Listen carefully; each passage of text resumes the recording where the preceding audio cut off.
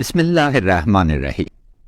د کوچني اختر پر رسیدو د نړۍ ټولو مسلمانانو خپل ګران ولس او د وطن د شهیدانو کونډو او یتیمانو ته د زړه له کومې مبارکي وړاندې کوو.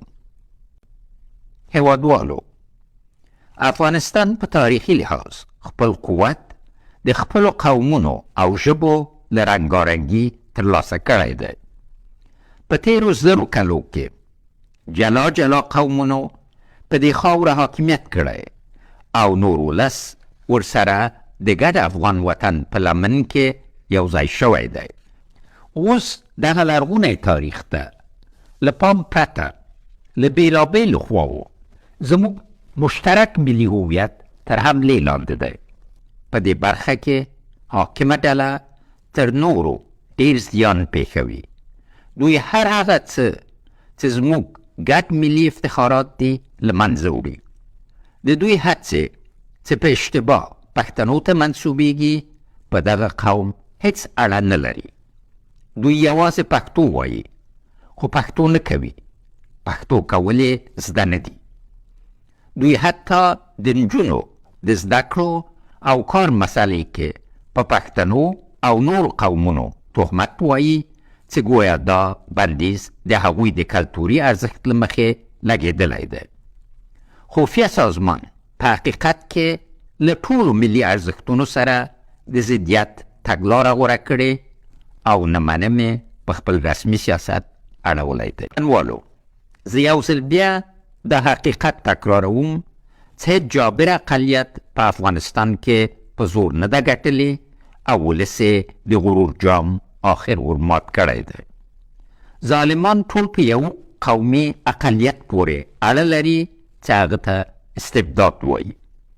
هماغسې چې جنګسالاران زموږ د سترو قومونو تاجکانو، هزارگانو، ازبکانو، ترکمنانو، بلوچانو، نورستانیانو، پشیانو او نورو نمایندګي نشي کولی، طالبان هم هیڅکله د پښتنو استازي نه او نه دي. د دوی دواړو عملونو افغانان له عدالته محروم کړي دي. طالبان په هیڅ ډول د خپل واک ظالمانه ماهیت نشي پټولی او ځکه یې د مشر له نامه نصیحتونو کې خطرناکو عواقبو ته اشارې لیدل کېږي. خو داسې هیڅ نښه نشته چې وښیي دغه ډلې دې د خپل مخکني حاکمیت له بدکاریو او د جنګسالارانو له سرنوشت نه عبرت اخیستی او په عدالت باوري شوي وي. خویندو او ورونو، زه د اختر په مناسبت یو ځل بیا حاکمې ډلې ته وریادوم چې د انحصار لار تباهي ده. وطن یوازې په ملي او ولسي سوله او عادل نظام جوړېدلی شي. موږ 4 کاله وړاندې د باعزت سولې لور ته اول ګام د اختر په اوربند پورته کړ. دا د افغانستان د بحران تاریخ کې بې سابقه کار و چې متخاصمې خواوې د ټوپکو خولې یو ځای بندې کړې. هلته دا امکان جوړ شوی و چې ملت طالبانو ته غېږه ورکړي او د دواړو خواوو دردونه ټکور شي. خو منفعت غوښتونکو سوله وتښتوله او پر ځای یې هغه څه راوړل چې اوس هېڅوک نشي قانع کولی. هغه وخت موږ د باعزت سولې چوکاټ وړاندې کړ او که په هغه اساس د شرطونو پرته ملي خبرې شوی او په ګډه د حکومت شکل ټاکل شوی وی، اوس به دا مشکلات نه و.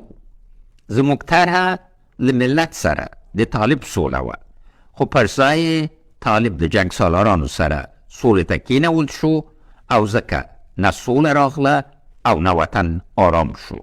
نو تر هغو چې فرصت کاملا له لاسه نه دی وتلی، باید برته هماغه چوکاټ ته ستانه شو او د ملت د ګټو له مخې حقیقي ملي سوله راولو چې پر عدالت او مساوات ولاړه وي. اوس وخت دی چې په دې بیا فکر وکړو چې یا به یو کېږو که نه ورې کېږو. یشسن افغانستان، زنده باد افغانستان، ژوندی دې وي افغانستان.